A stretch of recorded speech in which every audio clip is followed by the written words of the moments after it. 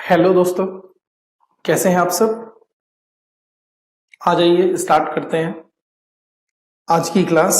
आज का कॉन्सेप्ट जिसका नाम मैंने यहां पर दिया है क्या, लीनियर प्रोग्रामिंग। और ये भी हमारे कॉन्सेप्ट में, हमारे सिलेबस में एक मोस्ट इंपॉर्टेंट कॉन्सेप्ट है। ये है क्या वो समझ लेते हैं। नोट करेंगे, पहले लिखेंगे मेरे साथ, लिखिए।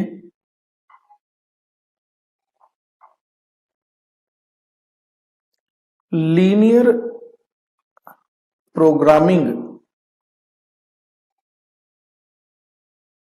is a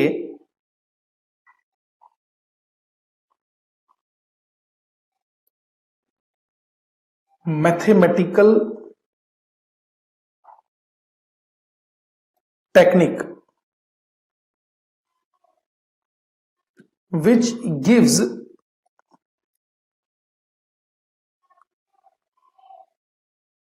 optimum solution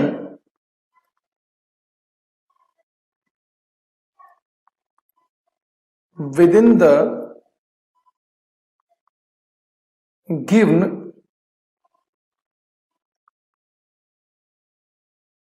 business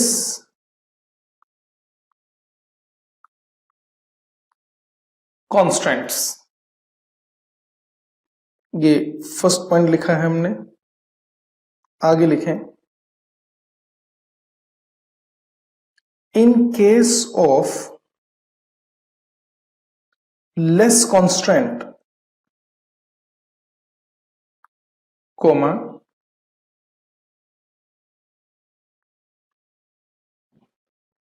की factor approach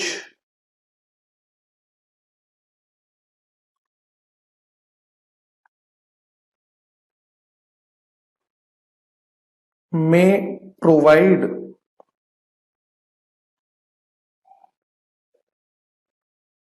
optimum solution, but in case of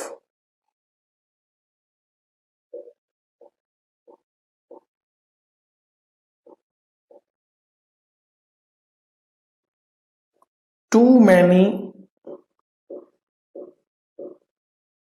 constraints, only linear programming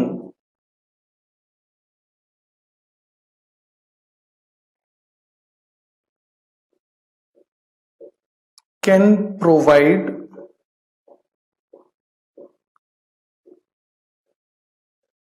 optimum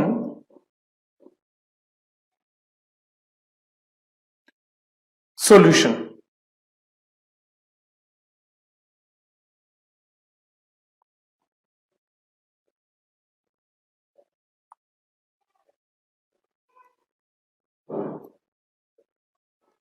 coverage, इस टॉपिक के अंदर, इस चैप्टर के अंदर हमें क्या क्या कॉन्सेप्ट्स कवर करने हैं वो लिख लेते हैं। सबसे पहला कॉन्सेप्ट है हमारा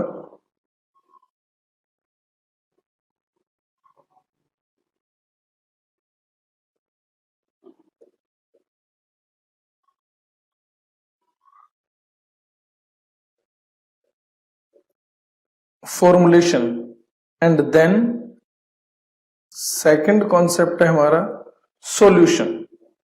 अब सॉल्यूशन में भी हमारे पास कुछ मेथड्स हैं।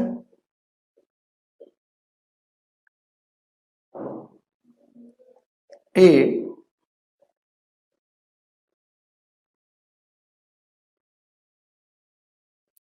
सिंप्लेक्स मेथड, बी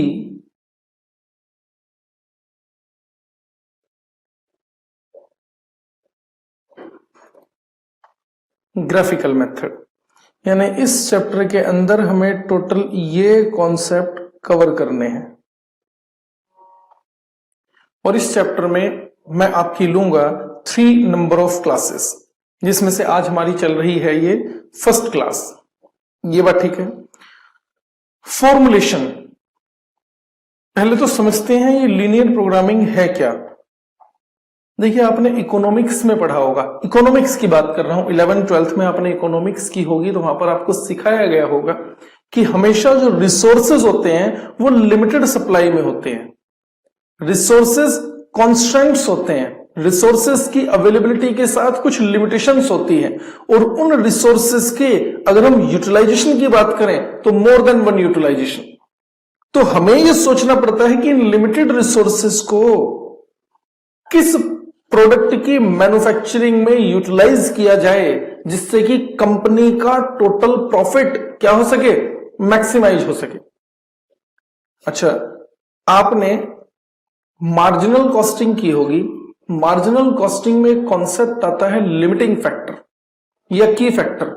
ध्यान है आपको वहां पर आप कैसे करते हैं कंप्यूटेशन? सर अगर मशीनार्स लिमिटिंग फैक्टर है तो हम एक रैंक का स्टेटमेंट बनाते हैं, नाम देते हैं स्टेटमेंट ऑफ रैंकिंग। याद आ रहा है ना, कुछ पढ़ा होगा आपने मार्जिनल कॉस्टिंग में। वहां पर हम रैंक देते हैं स्टेटमेंट ऑफ रैंकिंग, और वहां पर हम रैंक निकाल लेते हैं कंट्रीब्यूशन पर मशीनार। अगर मशीनार्स लिमिटिंग फैक्टर है तो रैंक दी, और जो रैंक का फर्स्ट बेस्ट रैंक प्रोडक्ट है उसे हम सबसे पहले प्रोड्यूस करते हैं, फिर सेकंड बेस्ट, और अगर उसके बाद भी कुछ मशीनार्स बाकी रह जाते हैं then third rank product. Same situation अगर लेबर आर्स लिमिटिंग फैक्टर है तो हम निकाल लेते हैं कंट्रीब्यूशन पर लेबर आर।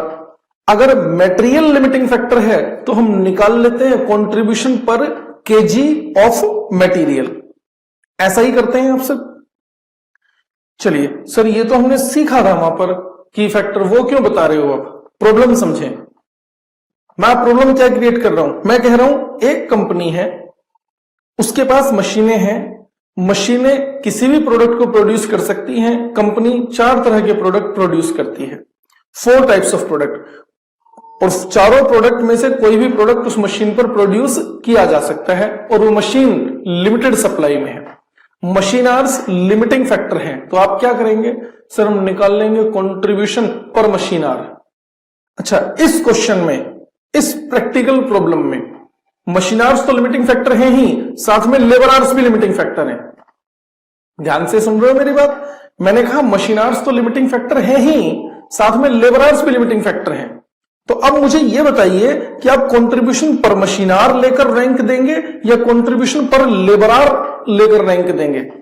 क्योंकि दोनों ही लिमिटिंग फैक्टर के केस में जो रैंक आएगी वो रैंक डिफरेंट होगी। हो सकता है मशीनार्स को लिमिटिंग फैक्टर लेते हुए अगर आपने रैंक दी हो तो हो सकता है पहला प्रोडक्ट बेस्ट है, सर इसे फर्स्ट रैंक आ रही है, यानी प्रोडक्ट ए फॉर एग्जांपल। और हो सकता है अगर लेबर आर्स को लिमिटिंग फैक्टर लेते हुए रैंक दे तो product B first rank product आए। तो अब आप मुझे यह बताइए पहले ए बनाएं या बी? ये तो मैंने सिचुएशन क्रिएट की है सिर्फ 2 लिमिटिंग फैक्टर्स। सोचिए एक कंपनी में लिमिटेशंस तो बहुत ज्यादा हो सकती हैं। सर मटेरियल भी लिमिटिंग है, लेबर आर्स भी लिमिटिंग है, मशीनार्स भी लिमिटिंग है। प्रोडक्शन करने के लिए कंपनी को day to day expenses bear करने पड़ते हैं, जिसके लिए वर्किंग कैपिटल की रिक्वायरमेंट होती है। वर्किंग कैपिटल भी लिमिटेड है, यानी कैश भी लिमिटेड है जिससे एक्सपेंसेस की पेमेंट होगी। 4 तरह के रिसोर्सेज मैंने कहा लिमिटिंग फैक्टर हैं। अब मुझे बताइए कंपनी किस प्रोडक्ट को बनाए और किसे नहीं बनाए जिससे कि कंपनी का ओवरऑल प्रॉफिट क्या हो, मैक्सिमम हो। और जो कंपनी प्रोडक्ट बनाए उसकी कितनी यूनिट बनाए जिससे कि कंपनी का प्रॉफिट मैक्सिमम हो। अब कैसे बताओगे? अब कंट्रीब्यूशन पर केजी ऑफ मेटल निकालोगे, कंट्रीब्यूशन पर मशीनार निकालोगे, कंट्रीब्यूशन पर लेबर आर निकालोगे, या कंट्रीब्यूशन पर रुपी ऑफ वर्किंग कैपिटल ऐसे निकालोगे? बड़ी प्रॉब्लम वाली बात है ना। इसलिए मैंने कहा की फैक्टर अप्रोच सिर्फ तभी काम कर सकती है जब एक सिंगल लिमिटेशन दे रखी हो कि सर सिर्फ मशीनार से लिमिटिंग फैक्टर है, ठीक है, कंट्रीब्यूशन पर मशीनार निकालो, रैंक दे दो, production of time product mix निकल जाएगा। लेबर आर्स ही लिमिटिंग फैक्टर है या मटेरियल ही लिमिटिंग फैक्टर है, only in case of single limiting factor. लेकिन अगर ये लिमिटेशंस, अगर ये रिसोर्सेज एक से ज्यादा लिमिटेड हैं, सर मशीन भी लिमिटेड है, लेबर भी लिमिटेड है, मटेरियल भी लिमिटेड है, अब की फैक्टर अप्रोच से ऑप्टिमम सॉल्यूशन फाइंड आउट नहीं किया जा सकता। अब सिर्फ एक सिंगल अप्रोच हमारे पास ऐसी होगी जो हमें हर केस में ऑप्टिमम सॉल्यूशन निकाल कर देगी, और उस अप्रोच को ही हम यहां पर नाम दे रहे हैं लीनियर प्रोग्रामिंग।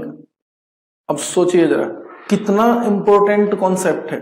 आप किसी भी फील्ड में जाते हैं, किसी भी बिजनेस की बात करते हैं, किसी भी एरिया की बात करते हैं, हर जगह हमेशा रिसोर्सेज लिमिटेड ही होते हैं, और हर कंपनी उन लिमिटेड रिसोर्सेज को ऑप्टिमम यूटिलाइज करना चाहती है। कैसे पॉसिबल है कि उन लिमिटेड रिसोर्सेज से मैक्सिमम प्रॉफिट अचीव किया जा सके? तो ये रिसोर्सेज किस तरह से ऑप्टिमम यूटिलाइज किए जा सकते हैं, उसे निकालने के लिए, ये कंपटीशन करने के लिए सिर्फ एक सिंगल अप्रोच है जिसे हम यहां पर नाम दे रहे हैं लीनियर प्रोग्रामिंग। यहां पर कितनी सारी भी लिमिटेशंस होंगी ना, यहां पर कितने सारे भी कंपनी प्रोडक्ट बनाती होगी ना, हर केस में ये approach optimum solution find out करके दे देगी आपको। तो मैंने पहले ही कहा, पहले मैं इस चैप्टर को स्टार्ट नहीं कराया मैंने, पहले मैं आपको प्रैक्टिकल लाइफ में इसकी इंपॉर्टेंस बताना चाह रहा हूं। समझ आ रही है बात? यानी हर फील्ड में ये टेक्निक, ये लीनियर प्रोग्रामिंग अप्लाई की जा सकती है, जहां पर भी रिसोर्सेज लिमिटेड होंगे वहां पर। ये देखिए जरा, मैंने यही लिखा है, linear programming is a mathematical technique which gives optimum solution within the given business constraints। जहां पर constraints होंगे, ठीक है। आगे देखो, मैंने फिर क्लियर भी कर दिया, in case of less constraint key factor approach में provide optimum solution, but in case of too many constants, लेकिन अगर जहां पर लिमिटेशंस बहुत ज्यादा होंगी, only LP that is linear programming can provide optimum solution. समझ आ रही है बात? अभी हम सीखेंगे कि कैसे ऑप्टिमम सॉल्यूशन फाइंड आउट किए जाते हैं। अभी इस चैप्टर में सीखना क्या है वो समझ रहे हैं। तो इस चैप्टर के अंदर हमारे पास सीखने के लिए क्या है, फर्स्ट स्टेप है हमारे पास फॉर्मुलेशन का, जो कि मैंने यहां पर लिखा है, और सेकंड स्टेप है हमारे पास सॉल्यूशन का। अब सॉल्यूशन के लिए हमारे पास दो मेथड है सिलेबस में, एक है सिंप्लेक्स मेथड और एक है ग्राफिकल मेथड। हाँ जी, ध्यान देने वाली इंपॉर्टेंट बात, जो इंटरमीडिएट का सिलेबस है हमारा ऑपरेशन मैनेजमेंट, उसमें सिर्फ फॉर्मुलेशन ही सिलेबस का पार्ट है। यानी सॉल्यूशन की जो मैंने यहां पर मेथड्स लिखे हैं, simplex method and graphical method, वो ऑपरेशन मैनेजमेंट सिलेबस के अंडर नहीं कवर होते हैं। यानी इंटरमीडिएट में हमें सिर्फ फॉर्मुलेशन डिस्कस करना है। आपको ध्यान होगा, मैंने आपको लास्ट चैप्टर कराया था नेटवर्किंग का, उसमें भी मैंने इसी तरह से आपको चारों कॉन्सेप्ट लिखवाए थे, लेकिन एक कॉन्सेप्ट हमने डिस्कस नहीं किया है। कौन सा कॉन्सेप्ट डिस्कस नहीं किया था? पर्ट कैलकुलेशन का, क्योंकि मैंने वहां पर भी बताया था वो फाइनल में है, इंटरमीडिएट सिलेबस में नहीं। इसी तरह यहां पर फॉर्मुलेशन में भी इंटरमीडिएट यानी पेपर नंबर 9 ऑपरेशन मैनेजमेंट में सिर्फ फॉर्मुलेशन ही हमें डिस्कस करना है, तो सॉल्यूशन हमें कवर नहीं करना है। ये लो, मैं लिख भी देता हूं इस बात को, ये जो सॉल्यूशन वाला पार्ट है,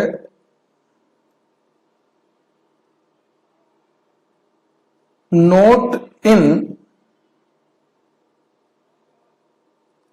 सिलेबस, यानी हमें सिर्फ और सिर्फ ये फॉर्मुलेशन वाला पार्ट कवर करना है। इतनी बात ध्यान रहेगी। चलिए, फॉर्मुलेशन का मीनिंग क्या है वो लिखते हैं। पहले लिखिएगा please,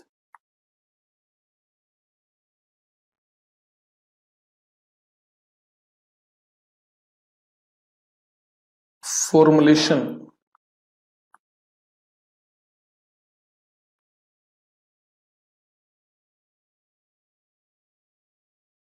formulation means conversion of words problem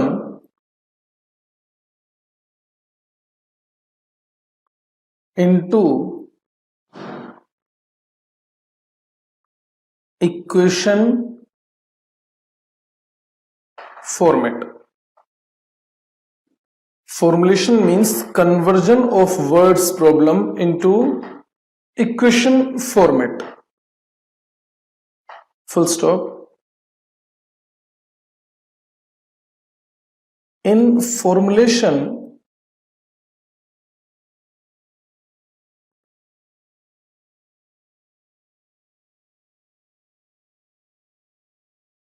comma,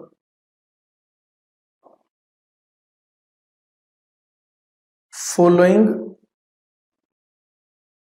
two types of functions are presented.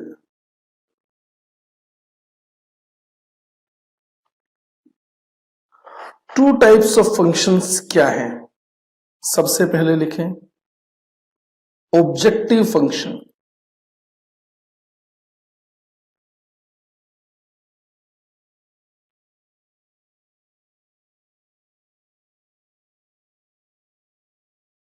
देखें objective may be maximize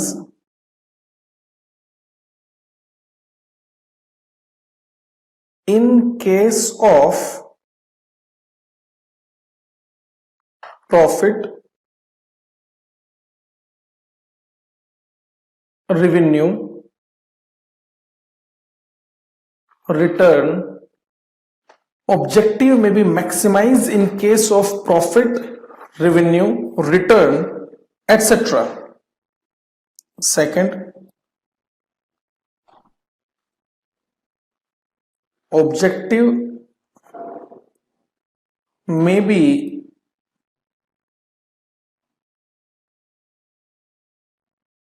minimize in case of cost, comma, loss, etc. Next, objective function is presented by Z. अच्छा, दूसरे functions क्या होते हैं? Subject to constant functions. Subject to constants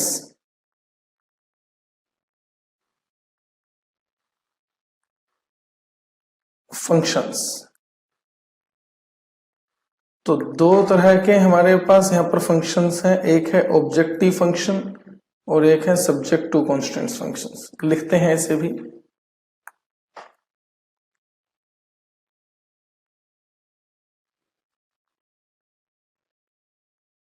subject to constant functions are presented in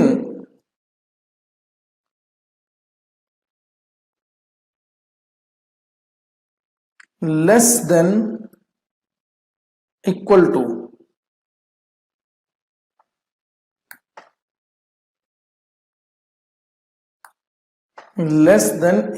to format, because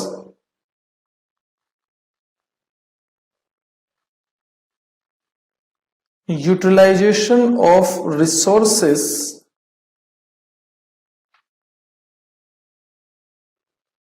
cannot be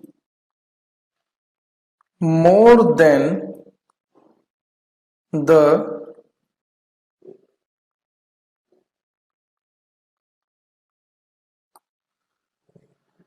availability, because utilization of resources cannot be more than the availability.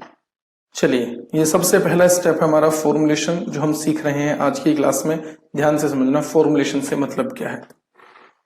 आपने 10th class में mathematics में एक chapter किया होगा, और मेरे ख्याल से सबसे फर्स्ट चैप्टर वही होता था हमारे टाइम में। मुझे पता नहीं आज की डेट में इन्होंने सिलेबस कुछ रिवाइज कर दिया है तो, लेकिन ये चैप्टर होगा जरूर। इस चैप्टर का नाम था टू वेरिएबल्स इक्वेशन।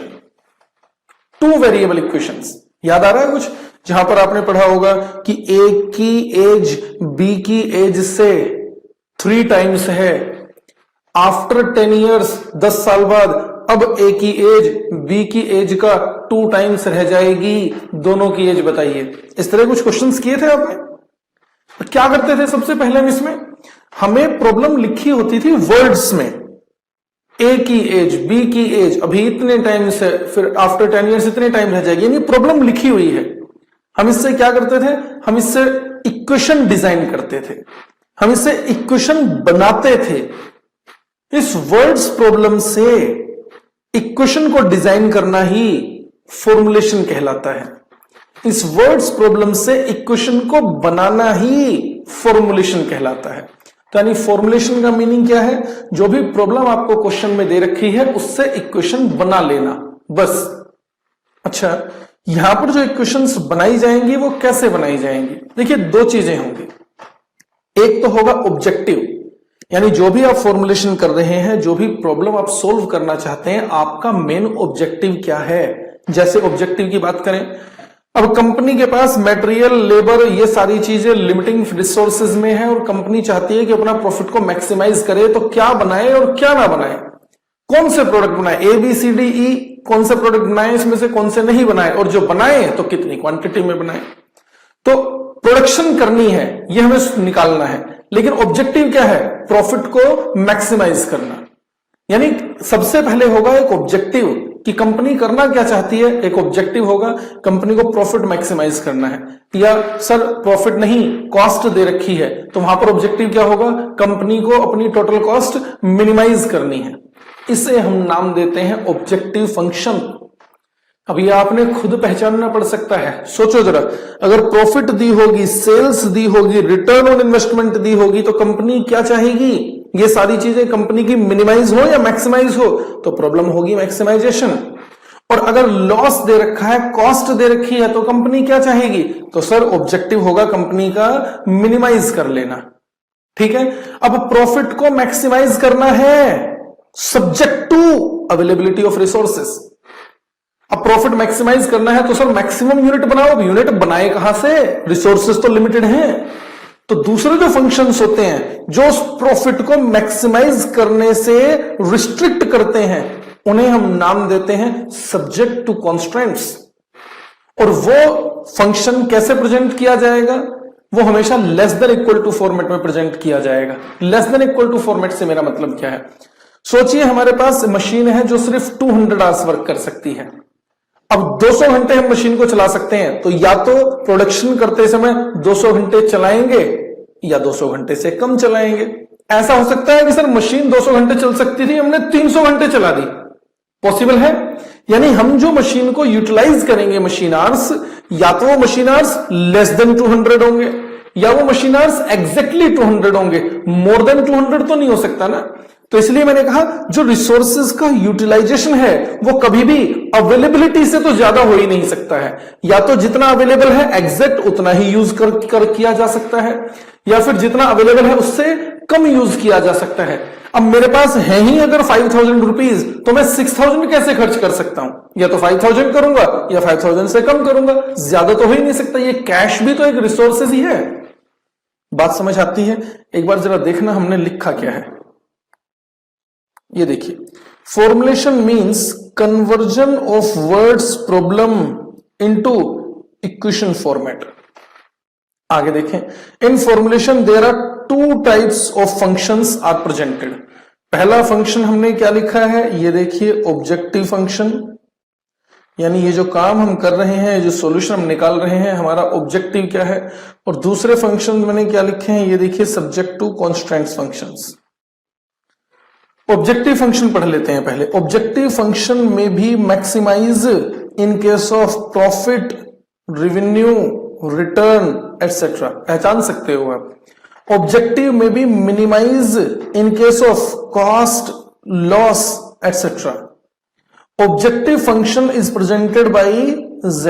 ऑब्जेक्टिव को हमेशा z से डिनोट किया जाता है। सर कैसे करते हैं, अभी जब हम क्वेश्चन करेंगे तो आपको बात समझ आ जाएगी। इसे हमें मैक्सिमाइज या मिनिमाइज करना है सब्जेक्ट टू कुछ लिमिटेशंस हैं, वो पढ़ो। Subject to constant functions, subject to constant functions are presented in less than equal to format. और less than equal to format में डिस्कस भी कर चुका हूं और मैंने लिख भी दिया है, पढ़ना। Because utilisation of resources can not be more than the availability. Resources को जितना है उससे ज्यादा यूटिलाइज किया ही नहीं जा सकता है, या तो उसके इक्वल यूटिलाइज होगा या उससे कम यूटिलाइज होगा। तो इसीलिए हमने यहां पर कौन सा साइन लगाया है, लेस देन इक्वल टू। यहां तक बात समझ आ रही है। चलिए फॉर्मुलेशन का एक एग्जांपल लेकर समझते हैं। मेरा जो क्वेश्चन है, सबसे पहला क्वेश्चन, वो बिल्कुल एग्जांपल जैसा ही है, इसलिए मैं कोई एग्जांपल बना नहीं रहा हूं, वहीं से देख लेते हैं। बुक से आ जाइए जरा, बुक में चैप्टर है हमारा लीनियर प्रोग्रामिंग। पेज नंबर आप देखना चाहें तो ये पेज नंबर है 61 पर लीनियर प्रोग्रामिंग क्वेश्चन नंबर 1 ये रहा। पढ़ें, ध्यान से पढ़ेंगे। A limited manufactures 2 types of products X and Y. A limited 2 तरह के प्रोडक्ट बनाती है company, X Y. The contribution for each product as calculated by the accounting department is ₹10 per unit of X and ₹15 per unit of Y. Accounting department ने contribution compute करके दिया है कि x की 1 यूनिट अगर बनाकर सेल करें तो 10 रुपए का कंट्रीब्यूशन मिलता है कंपनी को, और वाई की 1 यूनिट बनाने से 15 रुपीज का कंट्रीब्यूशन मिलता है। ठीक है। Both products are processed on 3 machines, M1, M2 and M3. दोनों तरह के प्रोडक्ट बनाने के लिए 3 मशीनों पर प्रोसेस करना पड़ता है, जो 3 मशीनों के नाम इन्होंने M1, M2, M3 दे दिए हैं। The time required in hours by each product and total time available per week on each machine are as follows. तीनों मशीनों पर हम टोटल मैक्सिमम कितने आवर्स वर्क कर सकते हैं ये भी दे रखा है, और तीनों मशीनों पर ये दोनों प्रोडक्ट बनने में कितने कितने घंटे लेते हैं वो भी दे रखा है। टेबल देख सकते हैं, समझो जरा। अगर मशीन M1 की बात करें तो मशीन M1 पर X बनने में 3 घंटे लेता है, Y बनने में 3 घंटे लेता है, और M1 मशीन को हम मैक्सिमम 36 आवर्स ऑपरेट कर सकते हैं बस। और X बनाने के लिए सिर्फ M1 मशीन पर ही काम नहीं होगा, एक X बनाने के लिए 3 hours on M1, 5 hours on M2 and 2 hours on M3। तो टोटल कितने हो गए, 3 + 5 + 2। एक X बनाने के लिए 10 घंटे काम करना पड़ता है, जिसमें से 3 घंटे machine M1, 5 hours machine M2, 2 hours machine M3, तब जाकर एक X बनेगा। इसी तरह Y बनाने के लिए भी तीनों मशीन पर प्रोसेस किया जाता है, और मैक्सिमम कितने आवर्स अवेलेबल हैं, M1 पर आवर्स अवेलेबल है 36, M2 के 50, M3 के 60। और ये सारी इंफॉर्मेशन कैसी थी, ये थी पर वीक, यानी हमारे पास एक सप्ताह में कितने कितने घंटे काम किया जा सकता है वो दिया है। आगे पढ़ें। How should the company schedule his production in order to maximise contribution. बता दो जरा मेरा ऑब्जेक्टिव क्या है, मैक्सिमाइज या मिनिमाइज। सर कॉन्ट्रीब्यूशन दे रखा है तो मैक्सिमाइज करेंगे। How should the company schedule his production in order to maximize contribution?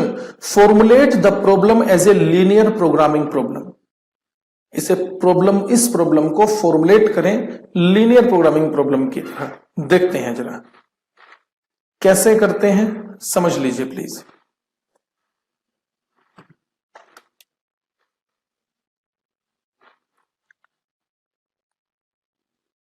Question number 1 देख लीजिएगा पहले। लेट x1, या मेरे साथ में लिख लो ये तो, let x1 and x2 be the number of units of products X and Y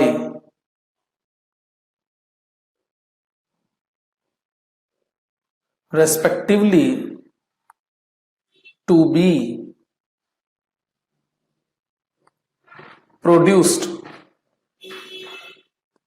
मैंने एज्यूम कर लिया है एक्स की x1 यूनिट बनानी चाहिए और y की x2 यूनिट बनानी चाहिए, यह मैंने एजम्पशन ले ली है। ठीक है, सबसे पहले फंक्शन की बात होती है ऑब्जेक्टिव फंक्शन। ऑब्जेक्टिव क्या है यहां पर? मैक्सिमाइज, क्योंकि हमें कंट्रीब्यूशन मैक्सिमाइज करना है। ध्यान से समझ लीजिएगा प्लीज। एक एक्स से कितना कंट्रीब्यूशन मिलता है क्वेश्चन में पढ़कर बताना जरा। सर एक्स की एक यूनिट से मिलता है ₹10 का कंट्रीब्यूशन, अभी पढ़ा था हमने। एक यूनिट से ₹10 का कंट्रीब्यूशन, हम एक्स की कितनी यूनिट बना रहे हैं? सर हम एक्स की यूनिट बना रहे हैं x1। अगर एक यूनिट से ₹10 का कंट्रीब्यूशन मिलेगा तो x1 यूनिट से कितना? 10x1। और हम ऑब्जेक्टिव फंक्शन को प्रेजेंट करते हैं किससे? z से। z is equal to z यानी टोटल कंट्रीब्यूशन। सर एक यूनिट से ₹10 तो x1 यूनिट से 10x1 प्लस ये तो हो गया प्रोडक्ट x से मिलने वाला कंट्रीब्यूशन। प्रोडक्ट y से एक यूनिट से कितना कंट्रीब्यूशन मिलता है? सर ₹15। हम कितनी यूनिट बना रहे हैं? x2, 15x2। समझ आ रही है बात? ध्यान दो, ये हुआ प्रोडक्ट x से मिलने वाला कंट्रीब्यूशन, ये हुआ प्रोडक्ट y से मिलने वाला कंट्रीब्यूशन, और ये हुआ टोटल कंट्रीब्यूशन। और ये टोटल कंट्रीब्यूशन हमें करना है क्या? मैक्सिमाइज। ध्यान रहेगी बात? इसे हमने कहा मैक्सिमाइज फंक्शन यानी ऑब्जेक्टिव फंक्शन। सब्जेक्ट टू इसे मैक्सिमाइज तो करें लेकिन कुछ प्रॉब्लम्स हैं। सब्जेक्ट टू वो प्रॉब्लम्स क्या हैं वो समझो जरा। Sir M1 machine limited supply में है। अच्छा मुझे चेक करके बताओ क्वेश्चन में टेबल से, ये देखो मैं दिखा देता हूं। M1 पर X बनाने के लिए 3 घंटे चाहिए, Y बनाने के लिए भी 3 घंटे चाहिए, टोटल 36 आवर्स हैं M1 पर। दिखाई दे रहा है आपको? तो मुझे बताइए एक यूनिट बनाने के लिए, X की एक यूनिट बनाने के लिए कितने आवर्स चाहिए? सर 3। तो X1 यूनिट बनाने के लिए कितने आवर्स चाहिए? 3x1 प्लस इसी मशीन पर M1 मशीन पर ही Y बनाने में कितने आवर्स लगते हैं? सर वो भी 3 दे रखे हैं। हम कितने यूनिट बना रहे हैं? X2, 3x2। अब ये आवर्स हो गए प्रोडक्ट X के लिए, ये आवर्स हो गए प्रोडक्ट Y के लिए, और टोटल आवर्स कितने अवेलेबल है हमारे पास? 36। और यहां पर ब्रैकेट में लिख देंगे machine M1 capacity constant. Machine M1 की कैपेसिटी की वजह से लिमिटेशन बन रही है। इसी तरह क्या मशीन M2 के लिए बना सकते हो? हां सर, इसमें क्या है? 5x1 plus 2x2 less than equal to, इसके कितने आवर्स अवेलेबल है हमारे पास? सिर्फ 50। मशीन M2 कैपेसिटी कांस्टेंट, इसकी भी कैपेसिटी लिमिटेड है। M3 मशीन के लिए भी बना लो इसी तरह, 2x1 plus 6x2 less than equal to 60। Machine M3 capacity constant, ये हमारे पास लिमिटेशंस आ गई। इन तीनों इक्वेशंस को सेटिस्फाई करते हुए हमें अपना ऑब्जेक्टिव यानी कंट्रीब्यूशन क्या करना है? मैक्सिमाइज करना है। एक बार जरा ध्यान से समझो। देखिए ये चल रही है मैथमेटिक्स चैप्टर की पहली लाइन में ही लिखवाया मैंने आपको। क्या लिखवाया था? ये देखो, इट्स ए मैथमेटिकल टेक्निक। ये मैथमेटिक्स चल रही है, जैसे आपने 9th 10th 11th 12th में मैथमेटिक्स की भी होगी। और जब आपने ध्यान दिया हो, जब हम इक्वेशन सोल्व करते हैं तो इक्वेशन सोल्व करते समय इनकी वैल्यू पॉजिटिव भी आती है और नेगेटिव भी आती है। यहां पर नेगेटिव आने का मीनिंग समझो। x1 और x2 क्या है? Number of units. x1 और x2 क्या है? जो आप प्रोडक्ट बनाते हैं उसकी कुछ यूनिट्स। अब आप सोचो जरा, अगर प्रोडक्ट आप कोई बनाओगे तो उसकी कुछ ना कुछ यूनिट्स बनेगी ना। सर 2 यूनिट बन गई, 3 बन गई, 5 बन गई, 10 बन गई। और अगर आप उस प्रोडक्ट को नहीं बनाओगे तो यूनिट कितनी बनी? 0। प्रोडक्ट है, जैसे यहां पर प्रोडक्ट एक्स है, मैं कह रहा हूं अगर कंपनी प्रोडक्ट एक्स की कुछ यूनिट बनाएगी तो कुछ यूनिट आएंगी। सर 1 यूनिट बना रहे हैं, 2 बना रहे हैं, 3, 4, 5 वो कुछ भी हो सकती हैं। और अगर x की यूनिट नहीं बनाएंगे तो x की यूनिट होंगी 0। कि x की यूनिट ऐसा हो सकता है कि सर कंपनी कितनी यूनिट बना रही है x की? सर -5। कि प्रोडक्शन कर रहे हैं निगेटिव। क्या प्रोडक्शन कभी निगेटिव में जा सकती है? या तो प्रोडक्शन होगी तो कुछ ना कुछ पॉजिटिव नंबर ऑफ यूनिट्स आएंगी, और अगर प्रोडक्शन नहीं होगी तो x या y की यूनिट होंगी 0। निगेटिव तो नहीं हो सकती ना। अब ये लिमिटेशन हम हमेशा अपने आप लगाएंगे। x1, x2 greater than equal to 0। समझ आई बात? या तो 0 से ज्यादा होगा या 0 के इक्वल होगा, 0 से कम नहीं हो सकता है। इसे हम कहते हैं नॉन नेगेटिव कांस्टेंट। कभी प्रोडक्शन नेगेटिव नहीं होगी, नॉन नेगेटिव कांस्टेंट। हो गया क्वेश्चन। सर बस इतना ही करना था? क्वेश्चन में लिखा गया था ओनली फॉर्मुलेशन इज रिक्वायर्ड। सिर्फ फॉर्मुलेशन करके देनी थी, फॉर्मुलेशन करनी थी, फॉर्मुलेशन मैंने कर दी है क्या इसमें? कुछ भी नहीं था। बना सकते हो इस तरह से फॉर्मुलेशन का क्वेश्चन। चलो एक क्वेश्चन और कराता हूं। यहीं पर देखें क्वेश्चन नंबर 2।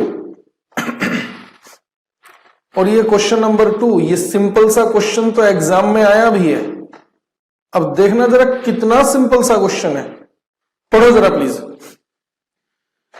ए फर्म प्रोड्यूसेस 3, क्वेश्चन नंबर 2 पढ़ रहे हैं सभी।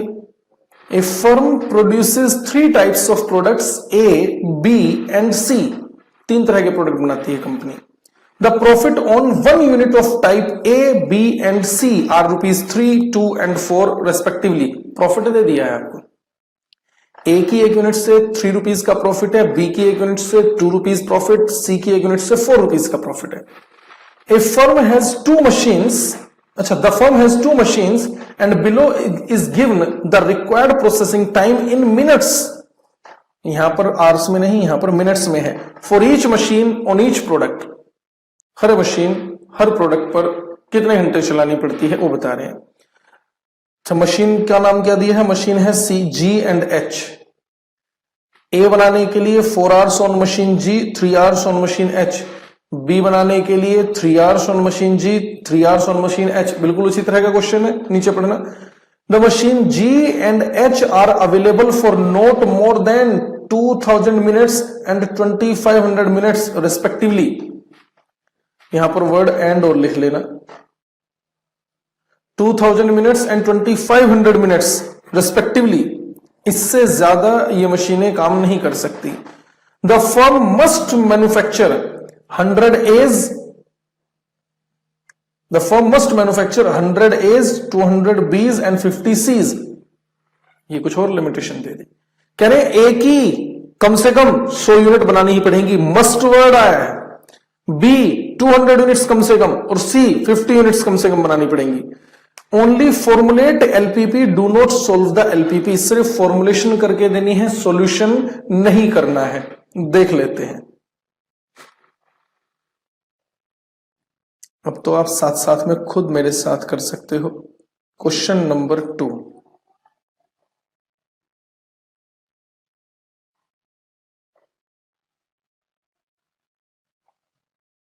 लिखिए, let x1, x2 and x3। यहां पर कितने तरह के प्रोडक्ट हैं? 3 types of product. B the number of units of products. Products के नाम क्या दिए थे? A, B and C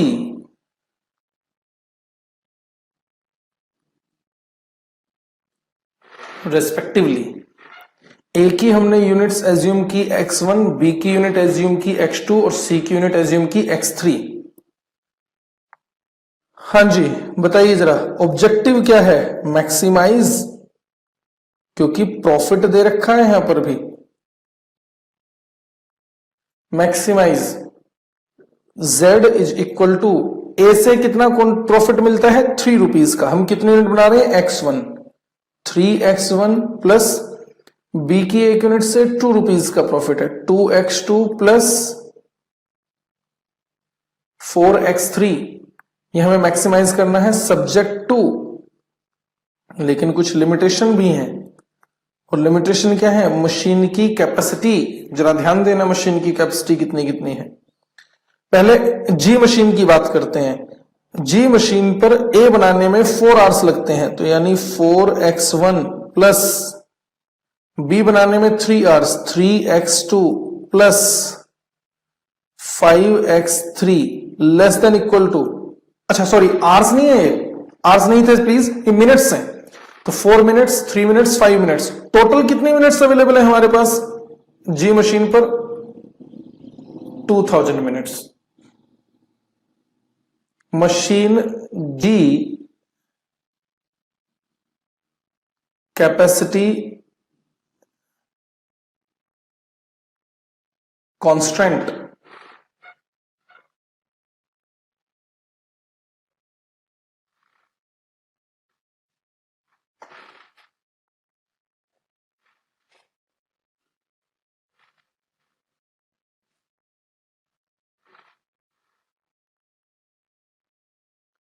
machine G capacity constant. इसी तरह मशीन एच के लिए चेक करो जरा। Machine H 3x1 plus 3x2 plus 5x3 less than equal to 2500। ये मशीन एच कैपेसिटी कांस्टेंट, ठीक है। अच्छा कुछ और बातें भी लिखी थी ना क्वेश्चन में, और क्या लिखा था?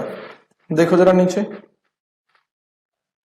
ये देखिए, the firm must manufacture 100 A's, 200 B's, 50 C's।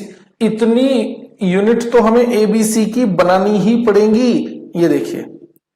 तो यानी यहां पर कुछ और भी बातें बता रखी हैं। x1 किसकी यूनिट थी? ए की, और ए की यूनिट कम से कम 200 यूनिट होनी ही चाहिए, सॉरी 100 यूनिट्स होनी ही चाहिए, मैं नहीं, क्वेश्चन कह रहा है। तो यानी x1 की वैल्यू या तो 100 होनी चाहिए या 100 से ज्यादा, ये क्वेश्चन में दे रखा है।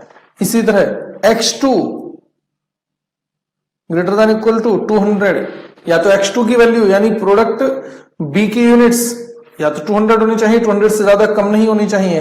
और last x3 greater than equal to 50 units. इसके सामने आप लिख सकते हो मिनिमम रिक्वायरमेंट,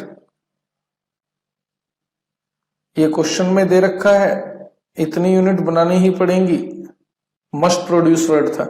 और लास्ट में x1, x2, x3 greater than equal to 0। ये मैंने आपको बताया, आप ये कांस्टेंट हमेशा हर क्वेश्चन में लगाकर चलेंगे ही। जरा ध्यान दें सर, इसका मीनिंग ही क्या रह गया?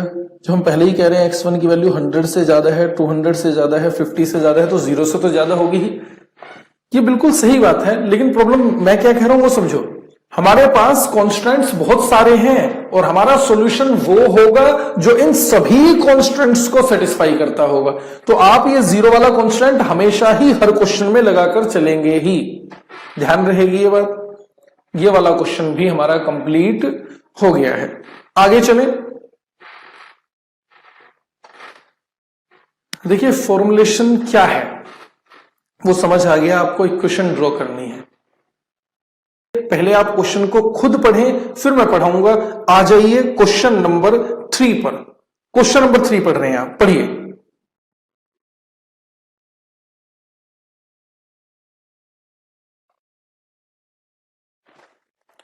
पढ़ा आप लोगों ने? क्वेश्चन नंबर 3, चलो मैं भी पढ़वा देता हूं। ध्यान से पढ़ना, ये रहा। Consider the following problem faced by a production planner in liquor plant. Liquor production planner है, लिकर बनाता है, उसके सामने कुछ प्रॉब्लम है जो कि वो फेस कर रहा है। He has two bottling machining process X and Y. बोतल को प्रोसेस करने के लिए उसके पास दो मशीनें हैं, एक्स एंड वाई। वो मशीन का हो आप प्रोसेस का हो, बात एक ही है। The following data is available, ध्यान देना जरा, मशीन एक्स मशीन वाई। अच्छा यहां पर लिखा है क्वार्टर, लिकर प्रोडक्शन प्लानर है, और यहां पर लिखा है हाफ। फिर क्वार्टर का मीनिंग ही बता रहे हैं, क्वार्टर से मतलब क्या है 250 ml बोतल, और हाफ से मतलब क्या है 500 ml बोतल। अब जो पीते हैं वो डिस्प्यूट मत करने लग जाना कि सर एक क्वार्टर में 250 ml कब आता है। बात समझ आ रही है? तो जैसा यहां पर लिखा है हम बिल्कुल वैसा ही लेकर चलेंगे। क्वार्टर बोतल का मतलब क्या होगा 250 ml बोतल, और हाफ का मतलब क्या होगा 500 ml बोतल। हाँ सही कह रहे हो। क्या कह रहे हैं सर? ये हो गया सर पौवा और ये हो गया अद्धा। चलिए पढ़े आगे। मशीन एक्स किस तरह से यहां पर डेटा दिया है वो देखें। मशीन एक्स 250 ml बोतल अगर मशीन एक्स पर प्रोसेस करें तो यहां पर क्या लिखा है 100 पर मिनट। इसका मीनिंग क्या है 100 पर मिनट, मतलब अगर मशीन एक्स पर क्वार्टर बोतल प्रोसेस की जाए तो 1 मिनट में 100 बोतल प्रोसेस हो जाती हैं। उल्टा दे रखा है यहां पर, समझ आ रही है क्या बात? अभी तक जो हमने क्वेश्चन किए थे वहां पर क्या लिखा था, वहां पर लिखा था 1 यूनिट में कितना टाइम लगता है, 1 यूनिट में कितना टाइम लगता है, और यहां पर क्या दे रखा है 1 मिनट में कितनी यूनिट बनती हैं। उल्टा दिया हुआ है बिल्कुल। अच्छा सिर्फ एक्स मशीन से ही काम थोड़ी ना चलेगा, वाई मशीन पर भी तो प्रोसेस करनी पड़ेगी। 1 मिनट में यही क्वार्टर बोतल 60 प्रोसेस हो जाती हैं मशीन वाई पर। ये देखिए रहा, समझ आ रही है बात? और अगर हाफ बोतल प्रोसेस की जाए तो मशीन एक्स पर 1 मिनट में 40 बोतल्स और मशीन वाई पर 1 मिनट में 75 बोतल्स, और बोतल कंप्लीट तब होंगी जब दोनों मशीनों पर प्रोसेस हो जाएंगी। इतनी बात क्लियर है? आगे देखते हैं। Each machine can run 8 hours per day 5 days per week. एक मशीन एक दिन में 8 घंटे काम करती है, सप्ताह में 5 दिन, तो कितने घंटे हो गए? अगर डेली 8 घंटे, सप्ताह में 5 दिन, तो 8 into 5 कितना हो गया 40 hours. Profit on an quarter that is 250 ml बोतल is ₹1 and on half that is 500 ml bottle is ₹1.5। एक क्वार्टर से प्रोडक्शन प्लानर को ₹1 का प्रॉफिट होता है, हाफ से 1.5 का प्रॉफिट होता है।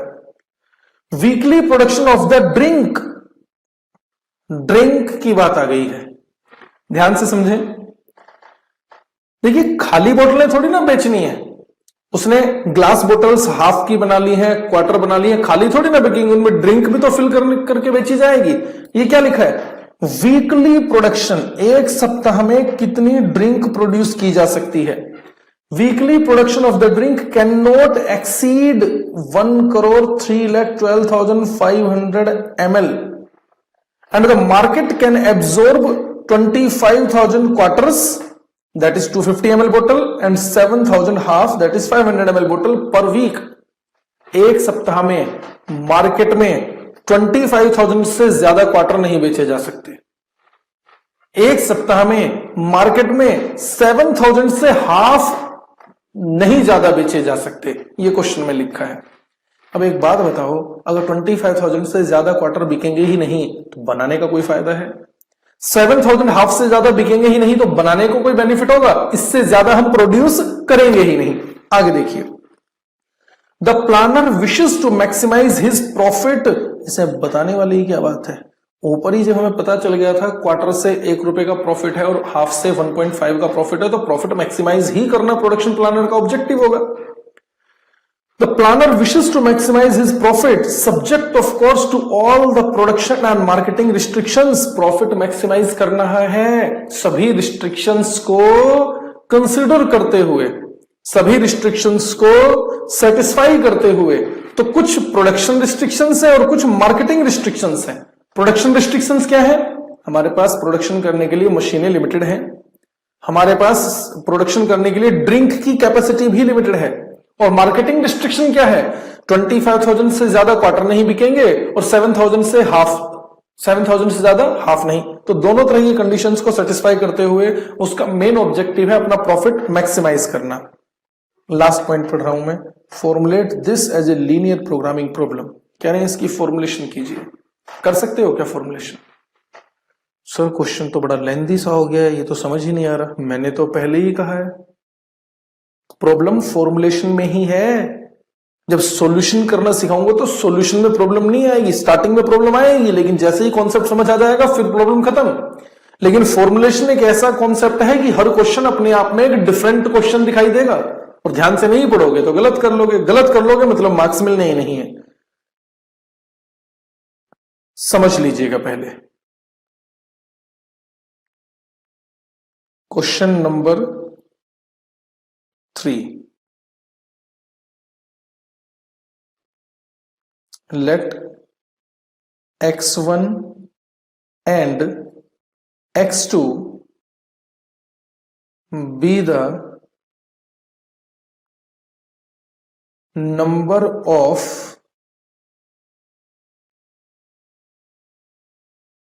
quarter, that is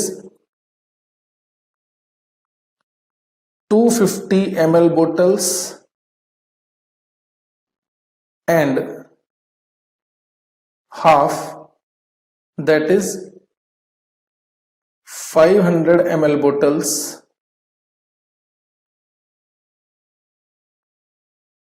respectively।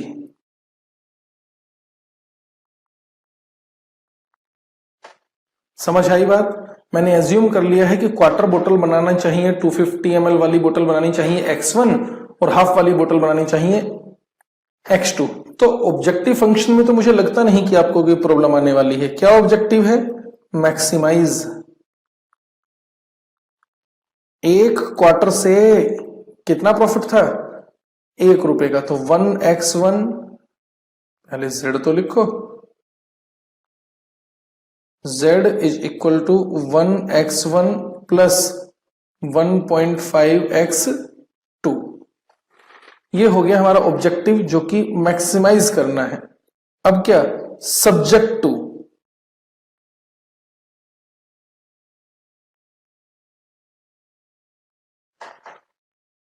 अब सब्जेक्ट टू फंक्शन कैसे बनाएं? यहां पर तो बात कुछ समझ ही नहीं आ रही।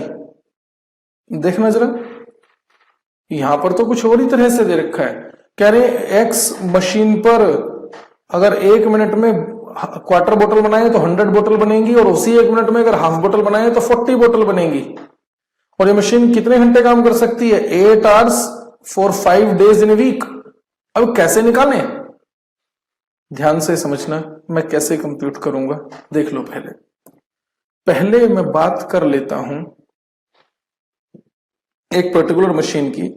ये लो, पहले मैं बात कर लेता हूं मशीन एक्स के लिए। सिर्फ एक मशीन के लिए लेकर चल रहा हूं, मशीन एक्स।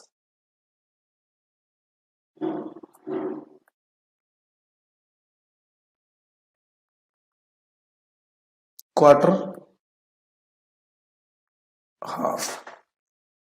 ध्यान देना जरा, 1 मिनट में मशीन एक्स पर कितनी क्वार्टर बोतल बनती हैं? 100 बोतल। बात को जरा ध्यान से सुनना, यानी 100 बोतल प्रोसेस करने में 1 मिनट। ये दे रखा है हमें 100 बोतल प्रोसेस करने में 1 मिनट। तो मुझे बताइए अगर 100 बोतल बनाने में 1 मिनट लगेगी तो 1 बोतल बनाने में कितनी मिनट लगेगी? सर 1 बोतल बनाने में यानी 1/100 मिनट। इसमें तो कोई प्रॉब्लम नहीं है ना, इसमें क्या डाउट है? इसी तरह सोचो, हाफ बोतल 1 मिनट में बनती है। मशीन एक्स पर देख रहा हूं मैं, ध्यान से समझ लेना। मशीन एक्स पर ये रही, हाफ बोतल बनती है 40 बोतल पर मिनट। ये लो,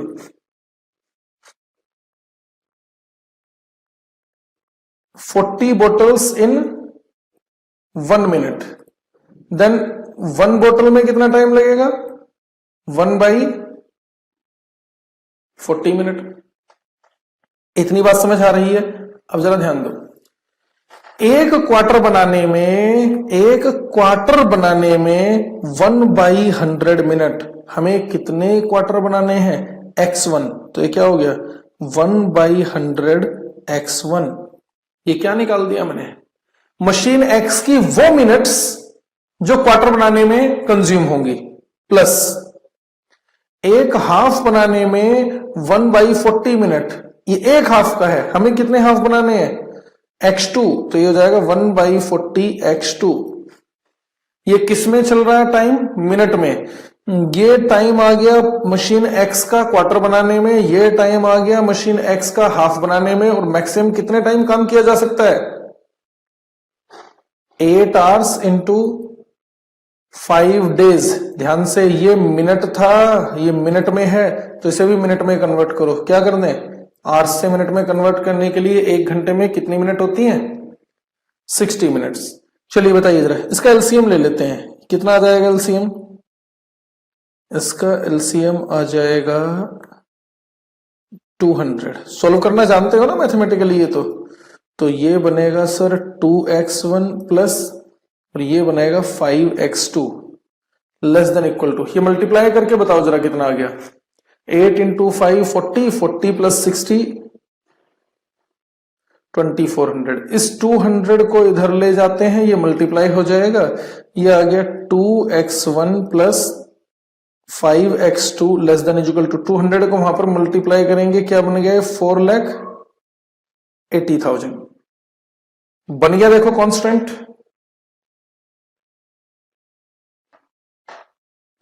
क्या इसी तरह आप, जैसे मैंने मशीन x के लिए बनाया है यहां पर, क्या आप मशीन y के लिए नहीं कंप्यूटेशन कर सकते हो? हाँ सर, हो जाएगी। अब तो बनाओ फटाफट से। ये लीजिए, machine y,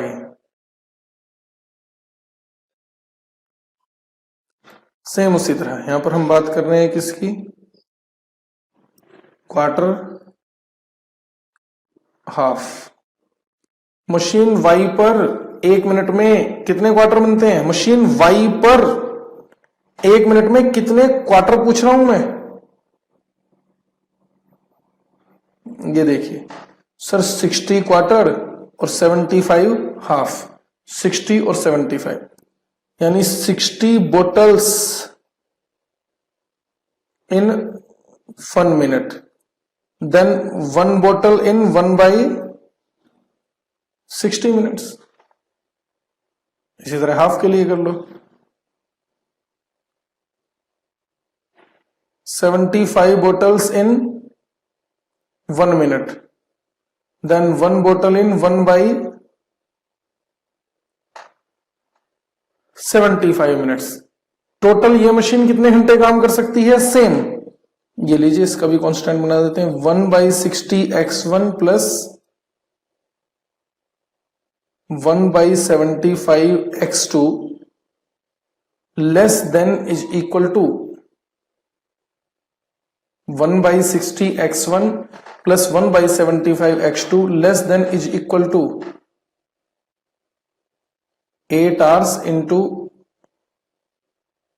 5 days into 60 minutes. इधर से भी एलसीएम लेते हैं। क्या आएगा इसका एलसीएम? सर इसका एलसीएम आएगा 300।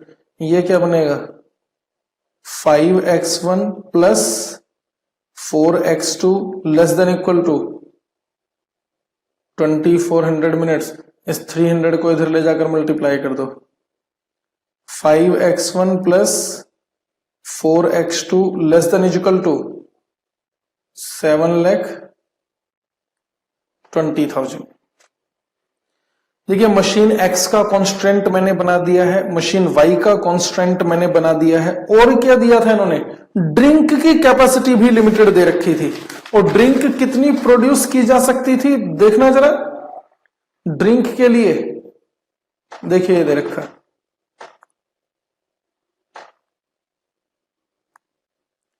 ड्रिंक के लिए क्या दिया था, drink can not exceed 1,03,12,500 ml, ये दे रखा है। बनाइए जरा इसका कांस्टेंट भी।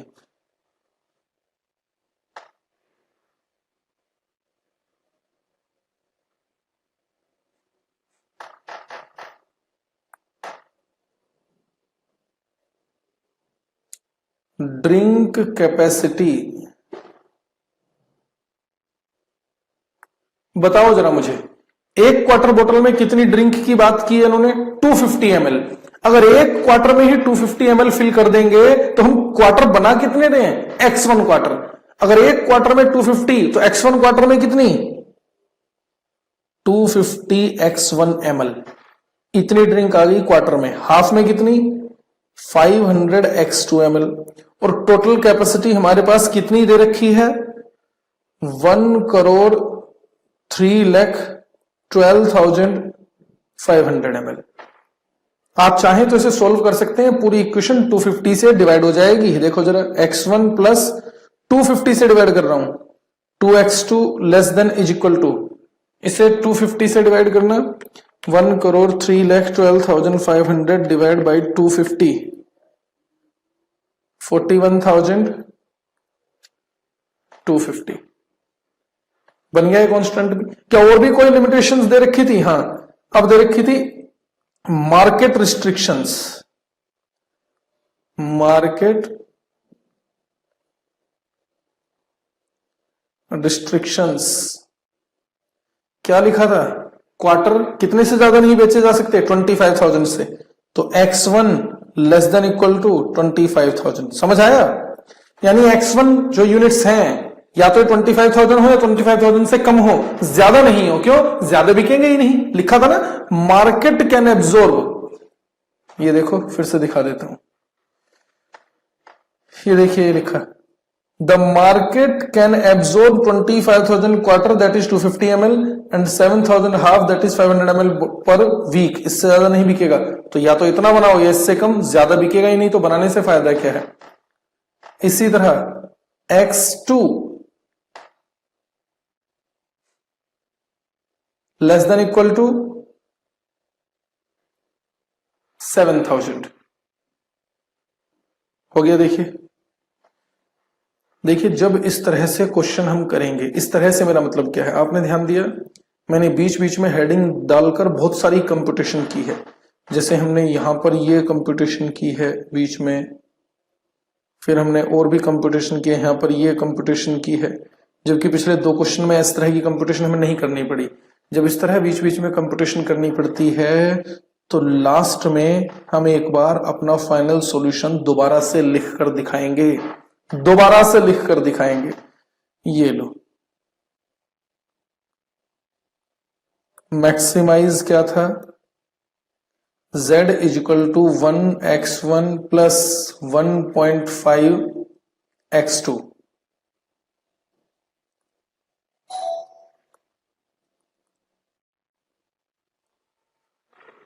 सब्जेक्ट टू क्या थे हमारे, सब्जेक्ट टू थे हमारे 2x1 plus 5x2 less than is equal to, ये था 4,80,000। सेकंड था मशीन वाई का, उसमें क्या निकाला था हमने, अभी तो निकाला था कुछ देरी पहले,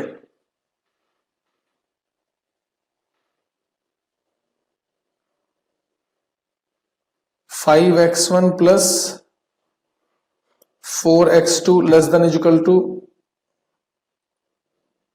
7,20,000। फिर हमने ड्रिंक की बनाई x1 plus 2x2 less than is equal to 41,250, x1 less than is equal to 25,000, x2 less than is equal to 7,000। और लास्ट में मैंने एक आपको अपने आप से लगाना बताया था, x1, x2 greater than is equal to 0। या तो हम ये बोतल बनाएंगे तो कुछ बनेगी, नहीं बनाएंगे तो 0। नेगेटिव तो हो नहीं सकती है, इसे हमने नाम दे दिया क्या, नॉन नेगेटिव कांस्टेंट। बन गया ये भी क्वेश्चन। कोई प्रॉब्लम आ रही है क्या इसमें? आनी तो चाहिए नहीं, सिंपल सा कॉन्सेप्ट चल रहा है। चले इससे आगे, फॉर्मुलेशन समझ आ रही है। हर बार हर क्वेश्चन एक डिफरेंट क्वेश्चन होगा। बहुत सिंपल से भी क्वेश्चन होते हैं, जैसे पहले दो क्वेश्चन आपको सिंपल लगे तो मैं सिंपल सिंपल क्वेश्चन थोड़ी ना कराऊंगा, वो तो आप खुद बना सकते हो। वो क्वेश्चन करते हैं ना जिसमें थोड़ा सोचना पड़ेगा। इसी तरह पहले आप पढ़ेंगे और सोचेंगे। क्वेश्चन नंबर 4 आ जाइए फटाफट से, क्वेश्चन नंबर 4 पढ़िए।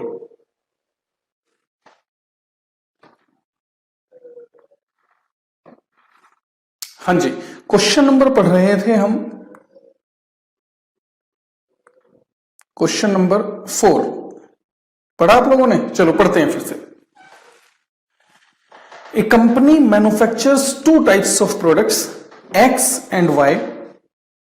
When preparing the 2011 budget, it was found that the limitations on capacity were represented by the following weekly production.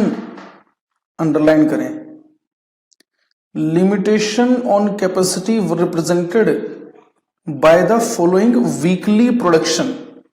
Production capacity limited है और वो कैसे प्रेजेंट किया है आपको देखना। डिपार्टमेंट फाउंड्री एंड असेंबली, दो डिपार्टमेंट दिए हैं। पहला प्रोडक्ट लिखा है एक्स, दूसरा प्रोडक्ट है वाई।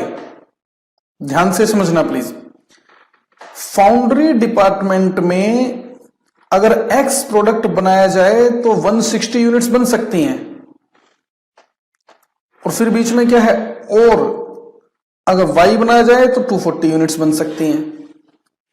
अब तक के क्वेश्चन जो किए और इसमें डिफरेंस समझ आ रहा है क्या? जो हमने अभी तक क्वेश्चन किए उसमें क्या दे रखा था कि सर ये डिपार्टमेंट है या ये मशीन है, इसमें इतने आवर्स हैं और इस प्रोडक्ट को बनाने में इतने इतने आवर्स लगते हैं। यहां पर ऐसा दिया ही नहीं है। फाउंड्री डिपार्टमेंट में कितने आवर्स वर्क किया जा सकता है नहीं बताया। फाउंड्री डिपार्टमेंट में एक्स की 1 यूनिट और वाई की 1 यूनिट बनाने में कितने कितने आवर्स लगेंगे ये भी नहीं बताया। किस तरह से रिस्ट्रिक्शन बताइए यहां पर। कहते हैं फाउंड्री डिपार्टमेंट में इतने आवर्स हैं कि अगर उसमें सिर्फ एक्स बनाएंगे ना तो 160 यूनिट्स बन सकेंगी, और यदि वाई बनाएंगे तो 240 यूनिट्स बनेंगी। इस तरह से दिया है।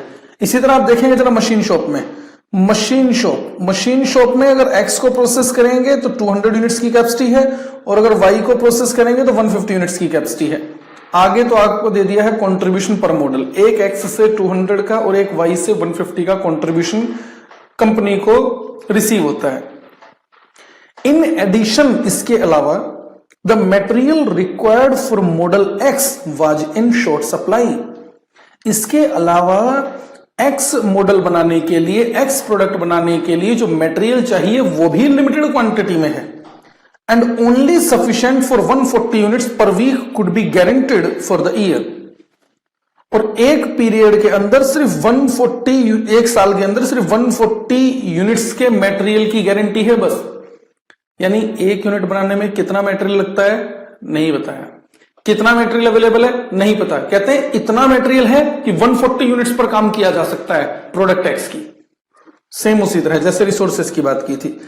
Determine the optimum combination of output, formulate the LP problem. सिर्फ आपने फॉर्मुलेशन ही करनी है बस। फॉर्मुलेशन कैसे करेंगे इस तरह की प्रॉब्लम की, आपको फिर यहां पर कुछ अलग सी इंफॉर्मेशन दे रखी है, देखते हैं जरा। क्वेश्चन नंबर 4 ये लीजिए। सबसे पहला काम तो आप कर ही सकते हैं, जो हम अजम्पशन वाली लाइन लिखते हैं, लिखिए let x1 and x2 be the number of units of products X and Y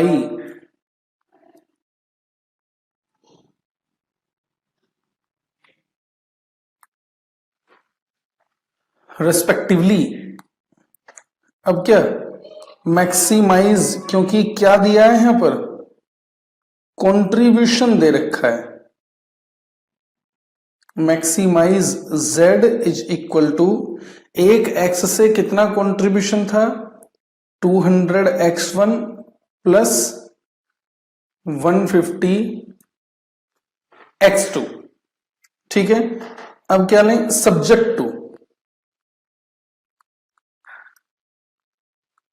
अब सबसे पहली लिमिटेशन क्या है, सबसे पहली लिमिटेशन तो है हमारी फाउंड्री डिपार्टमेंट।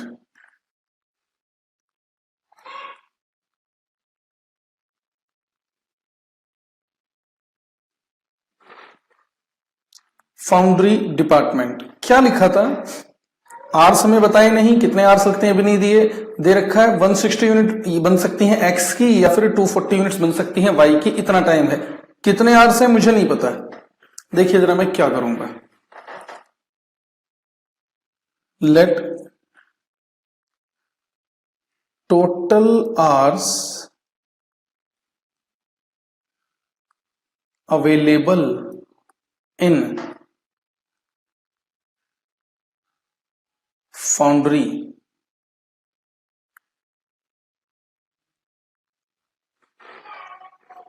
देखिए x की यूनिट कितनी दे रखी थी, x की यूनिट दे रखी है 160 और y की यूनिट दी है 240। तो टोटल आवर्स में एज्यूम कर रहा हूं, मैं क्या अपने आप एज्यूम कर सकता हूं। देखिए कोई भी ऐसी फिगर एज्यूम कीजिए जो 160 और 240 दोनों से डिवाइड की जा सकती हो।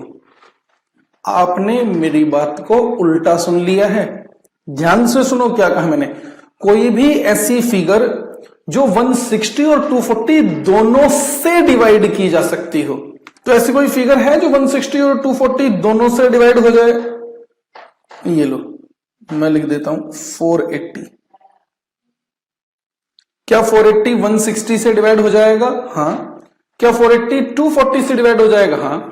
सीधी सी बात अगर शॉर्टकट में कहूं तो 160 और 240 का एलसीएम ले लो ना। एलसीएम 9th 10th क्लास में पढ़ा होगा आपने मैथमेटिक्स में। चलिए मैंने टोटल आवर्स एज्यूम कर लिए फाउंड्री डिपार्टमेंट में 480। सर आप ऐसे कैसे एज्यूम कर सकते हो, अभी मैं दिखा दूंगा। टोटल आवर्स मैंने एज्यूम किए 480 आवर्स, और क्वेश्चन में लिखा है अगर हम फाउंड्री डिपार्टमेंट में सिर्फ और सिर्फ एक्स बनाएं, क्योंकि एक्स और वाई की यूनिट्स के बीच में वर्ड क्या थे, यहां पर वर्डिंग थी बीच में और, अगर सिर्फ एक्स बनाए तो 160 यूनिट और अगर सिर्फ वाई बनाए तो 240 यूनिट्स। अब सोचकर बताओ, अगर सिर्फ एक्स बनाए तो 160 यूनिट्स, टोटल आवर्स मैंने कितने एज्यूम किए हैं 480, यानी 480 के 480 आवर्स में अगर एक्स बनाया जाए तो एक्स की 160 यूनिट बनेगी, और अगर 480 आवर्स में एक्स की 160 यूनिट बनेगी तो एक यूनिट बनाने में इसका मतलब कितना टाइम लगता होगा, निकाल सकते हो। देखो जरा, hours per unit of x 480 hours हैं, 160 यूनिट बन सकती हैं इनमें, इसका मतलब एक यूनिट बनाने में लगते होंगे 3 घंटे। इसी तरह अगर मैं निकालूं hours per unit of Y, तो इन्हीं 480 आवर्स में अगर वाई की यूनिट बनाए तो कितनी दे रखी थी 240, इसका मतलब इसमें लगते होंगे 2 घंटे। बात समझ आई क्या। देखिए जो इंफॉर्मेशन इन्होंने हमसे नहीं दी थी वो हमने इस तरह से कंप्यूट कर ली, हमें चाहिए क्या था, इसे बनाने में लगते हैं 3 आवर्स, इसे बनाने में लगते हैं 2 आवर्स, टोटल आवर्स अवेलेबल है 480। क्या आप इक्वेशन नहीं बना सकते हो, देखो बन तो गई, 3x1 plus 2x2 less than equal to 480, बना दी इक्वेशन। सर लेकिन ये 480 तो आपकी एज्यूम की हुई फिगर थी, मैं कह रहा हूं आप कुछ और एज्यूम करके देख लो, इक्वेशन यही आ जाएगी। फिर भी सर हमें बड़ा अजीब सा लग रहा है, चलो कोई बात नहीं, इस पूरी इक्वेशन को 480 से डिवाइड कर दो, कर सकते हो, क्योंकि 480 आपको लग रहा है कि सर अपने आप एज्यूम की थी, ये लीजिए 480 अपने आप एज्यूम की थी, मैं कह रहा हूं पूरी इक्वेशन को 480 से डिवाइड कर देते हैं।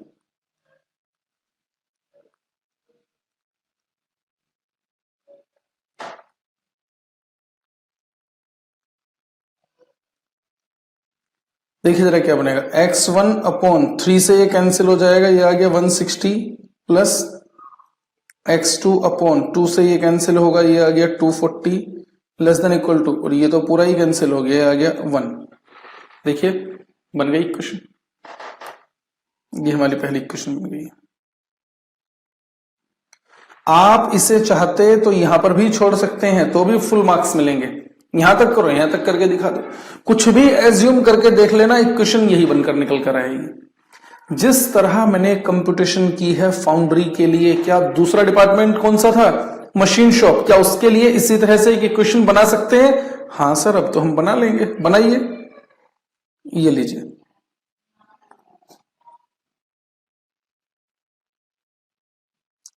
मशीन शॉप के लिए बना रहा हूं,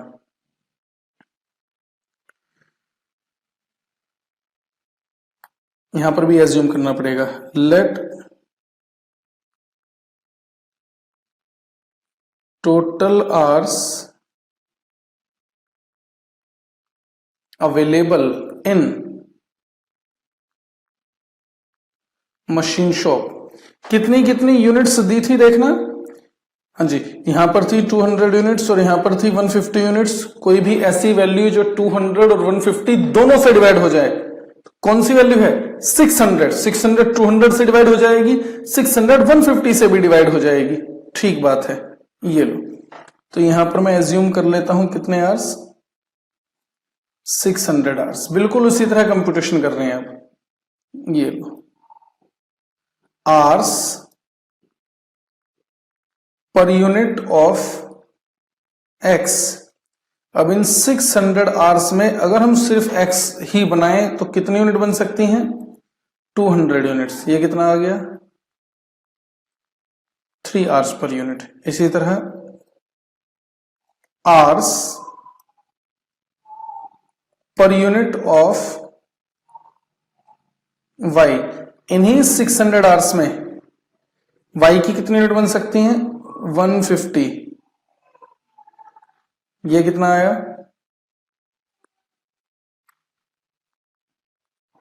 4 आवर्स पर यूनिट।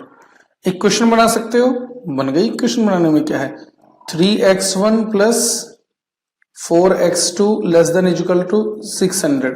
600 आपको नहीं दे रखा था, आप चाहे पूरी इक्वेशन को 600 से डिवाइड कर दें।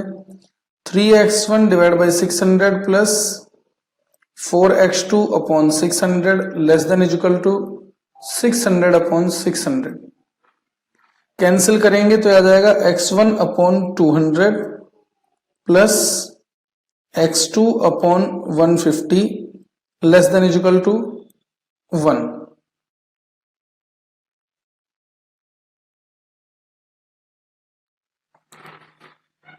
ये हमारी दूसरी इक्वेशन आ गई। क्वेश्चन में कुछ और भी बताया था क्या? ये देखिए, कहां पर पढ़ रहा हूं मैं? यहां पर पढ़ो जरा। In addition the material required for model X was in short supply and only sufficient for 140 units per week could be guaranteed for the year. तो ये पर वीक ही तो चल रहा है क्वेश्चन, ये सारा काम पर वीक ही तो था। यहां पर भी तो वीकली प्रोडक्शन ही थी, लिखी हुई थी। कह रहे मटेरियल जो एक्स बनाने के लिए है, दोनों के लिए नहीं, सिर्फ एक्स मॉडल बनाने के लिए मटेरियल जो है वो भी लिमिटेड सप्लाई में है। और कितना अवेलेबल है?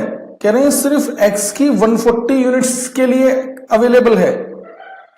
मटेरियल कांस्टेंट, अगर मटेरियल एक्स के लिए लिमिटेड है तो x1 की 140 यूनिट से ज्यादा बन ही नहीं सकती। इसके लिए क्या सोचना है, तो सीधा ही बन गया। मेरे पास सिर्फ 140 यूनिट्स का मटेरियल है तो मैं 140 यूनिट से ज्यादा बना ही नहीं सकता हूं। या तो 140 बनेगी या 140 से कम बनेगी, ज्यादा तो हो ही नहीं सकती। क्वेश्चन में और कुछ बाकी रह नहीं गया है। और ये मैंने आपको बताया कि जब बीच में आप कंप्यूटेशन करते हैं तो फाइनल सॉल्यूशन को आप बिल्कुल क्लियर लास्ट में लिख कर दिखाएंगे। ये लीजिए, ऑब्जेक्टिव था हमारा मैक्सिमाइज, सिर्फ ऊपर से कॉपी करना है। यहां पर ये था 2z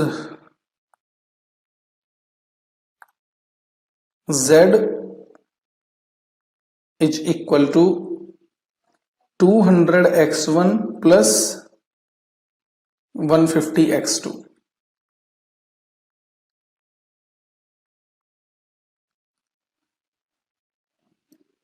सब्जेक्ट टू,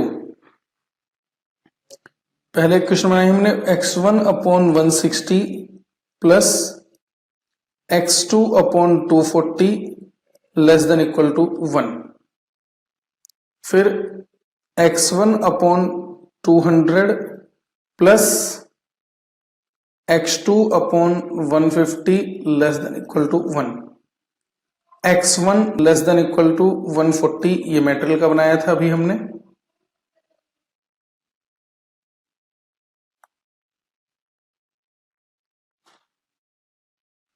और लास्ट में क्या बता रखा है मैंने, x1 comma x2 greater than is equal to 0।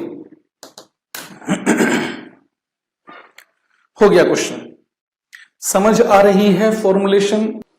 आ जाएंगे आप मेरे साथ क्वेश्चन नंबर 8 पर।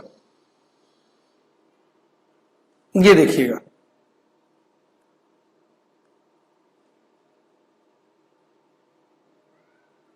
क्वेश्चन नंबर 8 पढ़ें, ध्यान से पढ़ेंगे प्लीज। देखिए, जो माइंड एप्लीकेशन का काम है वो फॉर्मुलेशन में ही है। हर क्वेश्चन अपने आप में एक डिफरेंट क्वेश्चन हो सकता है, लेकिन इंस्टीट्यूट इंटरमीडिएट लेवल पर फॉर्मुलेशन के बहुत सिंपल क्वेश्चन पूछता है। जैसा कि मैं आपको पढ़वाता हूं क्वेश्चन नंबर 8, ये भी ऑपरेशन मैनेजमेंट इंटर सिलेबस में एग्जाम में पूछा गया था। पढ़ेंगे ध्यान से। 4 products A, B, C and D have ₹5, ₹7, 3 and 9 profitability respectively. Company 4 types of product manufacture करती है। पर यूनिट हर प्रोडक्ट से मिलने वाला प्रॉफिट आपको दे रखा है। ABCD की per unit 5, 7, 3 and 9। First type of material limited supply of 800 kg is required bye A, B, C and D at 4 kg, 3 kg, 8 kg and 2 kg respectively per unit। सबसे पहली limitation दे दी है, कह रहे हैं इन प्रोडक्ट्स को बनाने में एक first type of material use होता है। टोटल हमारे पास 800 kg अवेलेबल है और कितना कितना कंज्यूम होता है एबीसीडी में, 4, 3, 8 एंड 2 kg पर यूनिट। यानी इससे क्या बन जाएगा, सब्जेक्ट टू कांस्टेंट बन जाएगा मेटल फर्स्ट की अवेलेबिलिटी का। आगे देखें तो second type of material has limited supply of 300 kg। ये लो, सेकंड टाइप ऑफ मटेरियल की बात, यानी जरूरी थोड़ी ना एक तरह के प्रोडक्ट में या कंपनी जो प्रोडक्ट बनाती है उसमें एक single type of material he use किया जाता हो। सिंगल टाइप ऑफ मटेरियल, एक से ज्यादा तरह के मटेरियल भी यूज किए जा सकते हैं। सेकंड टाइप ऑफ मटेरियल की बात की है, कह रहे हैं ये 300 kg अवेलेबल है and is for A, B, C and D at 1 kg, 2 kg, 0 kg and 1 kg per unit. इसकी भी रिक्वायरमेंट पर यूनिट आपको दे दी गई है। Supply of other types of materials consumed is unlimited. First type material limited quantity में है, second type material limited quantity में है। कह रहे हैं बाकी मटेरियल्स की कोई प्रॉब्लम नहीं है, जितना मटेरियल चाहे उतना मटेरियल अवेलेबल हो सकता है, तो यानी इनकी कोई लिमिटेशन नहीं। Machine hours available are 500 hours and requirements are 8, 5, 0 and 4 hours for A, B, C and D each per unit। A की एक यूनिट बनाने में 8 घंटे मशीन पर काम करना पड़ता है, B में 5 आवर्स, C में लिखा है 0, मतलब C बनाने के लिए मशीन पर वर्क नहीं किया जाता, और D में 4 आवर्स। टोटल मशीन आवर्स कितने अवेलेबल हैं, 500। Labour hours are limited to 900 hours and requirements are 3, 2, 1 and 5 hours for A, B, C and D respectively। ये लीजिए, लेबर आवर्स भी लिमिटेड सप्लाई में है। कितने आवर्स अवेलेबल है, 900। टोटल अभी तक कितनी लिमिटेशंस दे दी हैं इन्होंने, 4। Material first, material second, machine hours, labour hours. How should a firm approach so as to maximise its profitability. Company को किस तरह काम करना चाहिए जिससे कि कंपनी का प्रॉफिट मैक्सिमाइज हो। अगर प्रॉफिट दे रखा है तो प्रॉब्लम तो मैक्सिमाइजेशन है ही।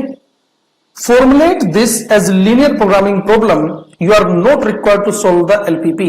LPP, linear programming problem. कहते हैं आपने सिर्फ फॉर्मुलेशन करके देनी है, सॉल्यूशन आपने नहीं करना है। अभी जो हमने 2 क्वेश्चन किए उसमें जो डेटा हमें क्वेश्चन में दिया था वो एक टेबल फॉर्मेट में दे रखा था। यहां पर इन्होंने टेबल ना देकर सीधा पैराग्राफ वाइज लिख दिया है, तो टफ हो गया है क्या क्वेश्चन? क्वेश्चन तो अभी भी बिल्कुल वैसा ही है। अगर किसी को पढ़ने में या समझने में प्रॉब्लम आती है तो ये देखो, मैं इसे टेबल फॉर्मेट में भी बनाकर लिखता हूं। क्वेश्चन नंबर है हमारा 8, पहले लिख ही लेते हैं। ये देखिए, हमें प्रोडक्ट कितने दिए हैं इन्होंने? ए, बी, सी, डी। इन्होंने हमें बताया प्रॉफिट पर यूनिट कितना कितना है।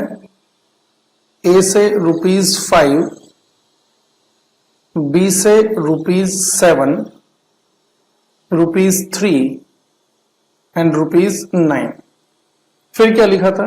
First type of material limited supply of 800 kg is required by A, B, C and D at 4 kg, 3 kg, 8 kg एंड 2 kg respectively per unit.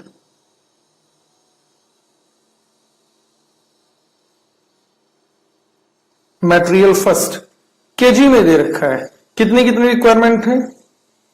4 kg, 3 kg, 8 kg, 2 kg। और total availability क्या दे रखी है इन्होंने? कहते हैं ये मटेरियल हमारे पास अवेलेबल है 800 kg। मैं कुछ भी नहीं कर रहा हूं, सिर्फ उसी क्वेश्चन को टेबल फॉर्मेट में रख रहा हूं ताकि आपको और आसानी से समझ आ सके। इसी तरह इन्होंने बात की एक सेकंड टाइप ऑफ मटेरियल की। क्या लिखा था? Second type of material has a limited supply of 300 kg। ये हमारे पास 300 kg अवेलेबल है। कितना कितना चाहिए? For A, B, C and D at 1 kg, 2 kg, 0 kg and 1 kg। इसका मतलब समझ आ रहा है आपको? यानी सी बनाने के लिए सेकेंड टाइप ऑफ मटेरियल की रिक्वायरमेंट नहीं होती है। आगे पढ़ें। Supply of other types of material consumed as is unlimited. Machine hours available are 500 hours and requirements are 8, 5, 0 and 4 hours for A, B, C and D each per unit. ये लो, machine hours कितनी कितनी requirement दी है machine hours की? 8 hours, 5 hours, 0 इसमें चाहिए ही नहीं और D में 4 hours। और ये टोटल आवर्स दिए कितने हैं हमें? 500 hours। आगे पढ़ेंगे तो लेबर आवर्स भी था। Labour hours are limited to 900 hours।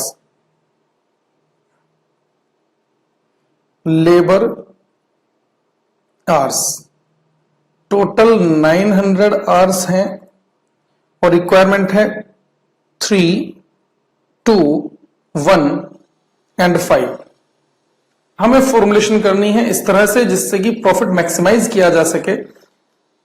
तो प्रॉफिट मैक्सिमाइज करने के लिए यानी हमें क्या बताना है? एबीसीडी की कितनी कितनी यूनिट बनाए जिससे कि प्रॉफिट मैक्सिमाइज हो, और यूनिट निकाल कर नहीं देनी है, सिर्फ फॉर्मुलेशन करके देनी है। चलो स्टार्ट करते हैं, करें स्टार्ट। ये लीजिए, late x1, x2, x3 and x4 be the number of units of products A, B, C and D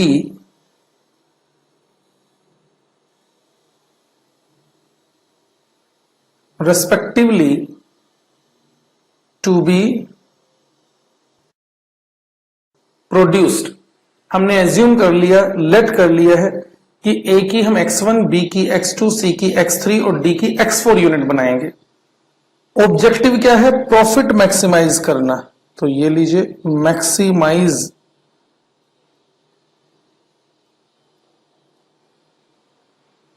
इससे डिनोट करते हैं जेड से। बताइए ए से पर यूनिट प्रॉफिट कितना था? ऊपर लिखा है मैंने 5 रुपीज। अगर पर यूनिट 5 है तो हम यूनिट बना रहे हैं x1, कितना हो जाएगा 5x1 प्लस बी से पर यूनिट प्रॉफिट 7x2 प्लस सी से 3x3 प्लस 9x4। और ये प्रॉफिट हमें करके देना है क्या? मैक्सिमाइज। तो मैंने ऊपर लिख ही दिया है, ये प्रॉफिट मैक्सिमाइज करना है, लेकिन हमारे पास कुछ लिमिटेशंस भी हैं जिन्हें हम क्या कहते हैं? Subject to. सबसे पहले मटेरियल की बनाते हैं, मेटेरियल फर्स्ट। देखना जरा मटेरियल फर्स्ट के बारे में क्या बताया था। मटेरियल फर्स्ट 4382 kg लगेगा और टोटल अवेलेबल है 800 kg। बना दीजिए 4x1 plus 3x2 plus 8x3 plus 2x4 और टोटल अवेलेबिलिटी कितनी है? Less than equal to 800। Less than का कॉन्सेप्ट क्लियर है ना? अगर मटेरियल ही 800 kg अवेलेबल है तो या तो हम 800 kg यूज कर सकते हैं या फिर उससे कम। ज्यादा तो हो ही नहीं सकता क्योंकि अवेलेबल ही इतना है। ब्रैकेट में लिख देते हैं मटेरियल फर्स्ट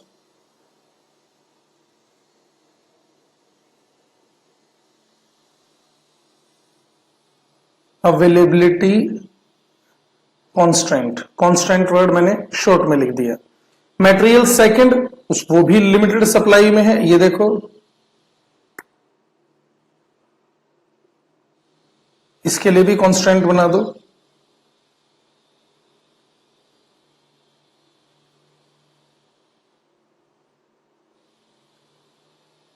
वन x1, आप 1 लिखो या मत लिखो, क्योंकि 1 की जब x1 में मल्टीप्लाई होगी तो वो सिर्फ x1 ही रह जाएगा। 1x1 प्लस 2x2 और क्या लिखा था यहां पर? C बनाने में मटेरियल सेकंड की रिक्वायरमेंट नहीं है तो 0x3, वो तो 0 ही रहेगा जब 0 की x3 से मल्टीप्लाई करेंगे। तो डायरेक्ट आ जाते हैं plus 1x4 less than is equal to 300। ये क्या आ गया? Material second availability constant. Labour hours, machine hours की बात करते हैं। बनाओ, एक यूनिट बनाने में 8 घंटे हम यूनिट बना रहे हैं x1, तो 8x1 आवर्स लग जाएंगे प्रोडक्ट ए में। बी में 5 पर यूनिट है तो टोटल 5x2 प्लस सी में फिर से यहां पर 0, मतलब सी बनाने के लिए मशीन पर काम करने की रिक्वायरमेंट नहीं होती है। तो डी पर आ जाइए 4x4 less than equal to कितने मशीन आवर्स अवेलेबल हैं? 500। लिख दो यहां पर मशीन आवर्स कैपेसिटी कांस्टेंट और लास्ट रह गया लेबर आवर्स, उससे भी बना देते हैं 3x1 plus 2x2 plus 1x3 plus 5x4 less than is equal to 900। Labour hours capacity constant. और लास्ट में मैंने आपको क्या बताया था? एक कांस्टेंट हम अपने आप से लगाकर चलेंगे। कौन सा? x1 comma x2 comma x3 comma x4 greater than is equal to 0। Meaning clear था इसका? या तो आप ABCD प्रोडक्ट्स की कुछ यूनिट्स बनाओगे, यूनिट बनाओगे तो कुछ पॉजिटिव नंबर ऑफ यूनिट्स बनेंगी, और अगर नहीं बनाओगे तो 0। नेगेटिव तो प्रोड्यूस नहीं हो सकती ना, तो इसे हमने क्या नाम दिया था? Non negative constant. Non negative constant. कोई प्रॉब्लम है इसमें? सिंपल सा ही क्वेश्चन था, ये भी इजी है। चलें फिर आगे नेक्स्ट क्वेश्चन पर चलते हैं।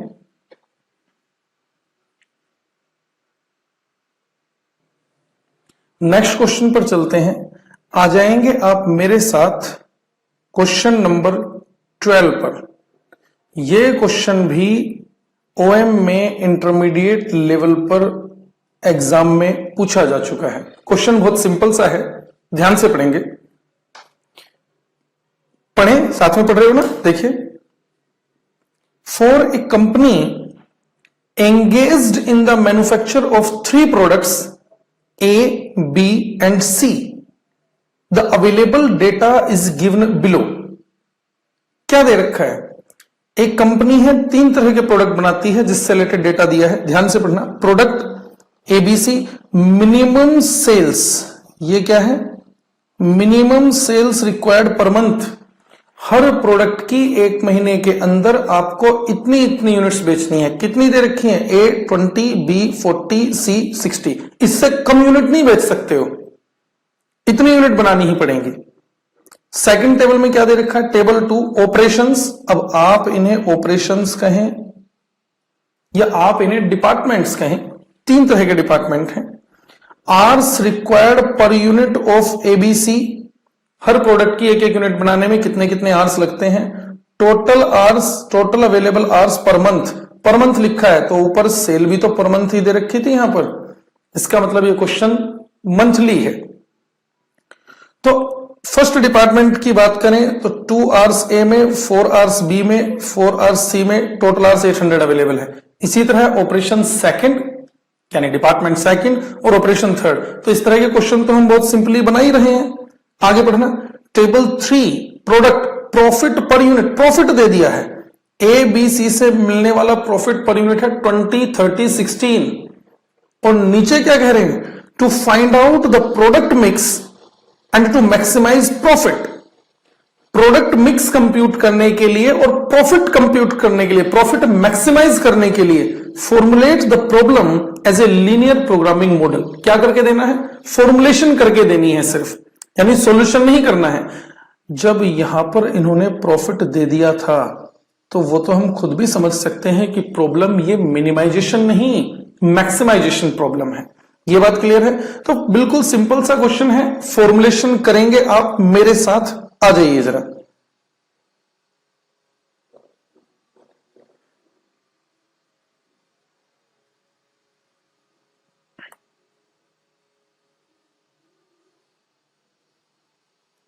Question number 12। कितने तरह के प्रोडक्ट दिए हैं? 3 लिखें। Let x1, x2 and x3 be the number of units of products। क्या नाम दिया था प्रोडक्ट्स का? A, B एंड C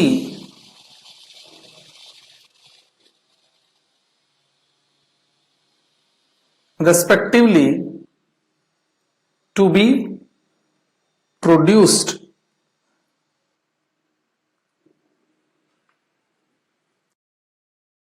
ठीक है। हमें दे रखा है प्रॉफिट, जो कि हमें क्या करना होगा? मैक्सिमाइज। तो प्रॉफिट कितना कितना है पर यूनिट? ये देखिए यहां पर दिया था ए से 20, बी 30, सी 16 और हमने यूनिट्स एज्यूम की हैं x1, x2, x3। तो मैक्सिमाइज फंक्शन ऑब्जेक्टिव फंक्शन बना दीजिए। मैक्सिमाइज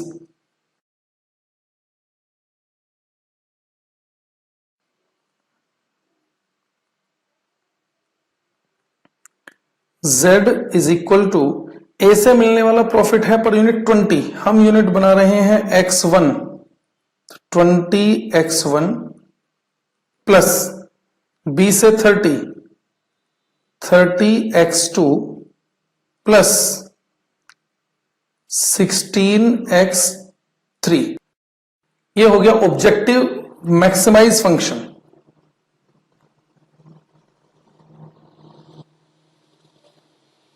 सब्जेक्ट 2,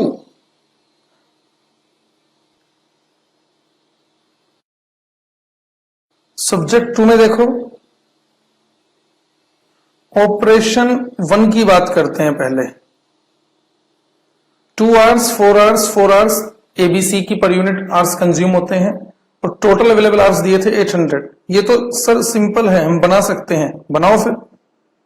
सर हमने तो बना भी लिया, अच्छी बात है, देखते हैं।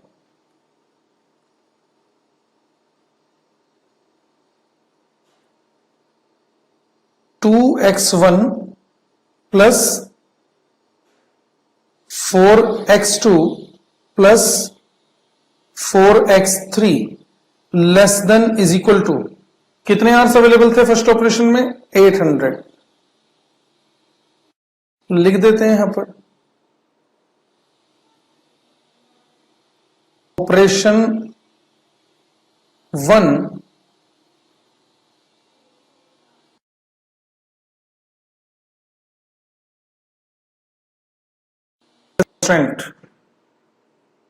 इसी तरह ऑपरेशन 2 के लिए बनाओ। ए में 4 आवर्स, बी में 2 आवर्स, सी में भी 2 आवर्स। ये लो 4x1 plus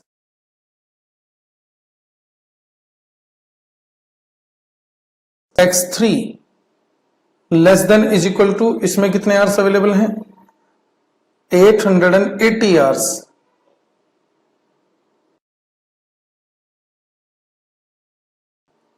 operation 2 capacity constant, और एक ऑपरेशन और था 6x1 plus 2x2 plus 4x3 less than is equal to 720।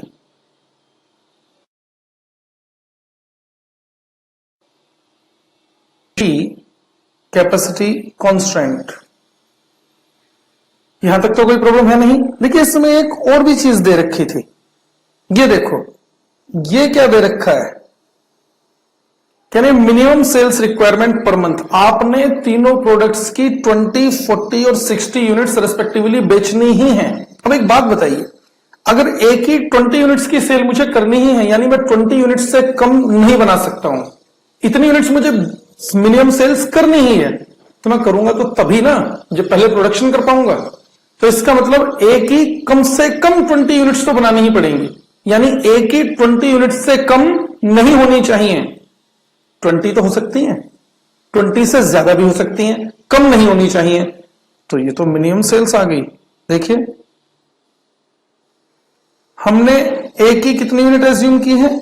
x1। ये 20 से कम नहीं होनी चाहिए, मतलब या तो ज्यादा होनी चाहिए या इक्वल टू होनी चाहिए 20। इसी तरह बी प्रोडक्ट की भी दे रखी है मिनिमम सेल्स 40 यूनिट्स, यानी x2 greater than is equal to 40, और लास्ट में x3 greater than is equal to 60। इसे हम क्या लिखेंगे? Minimum sales.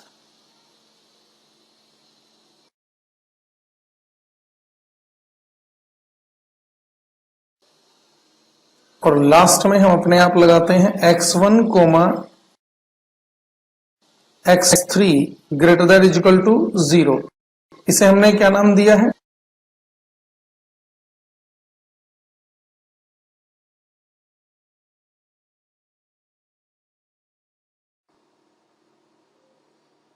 कांस्टेंट।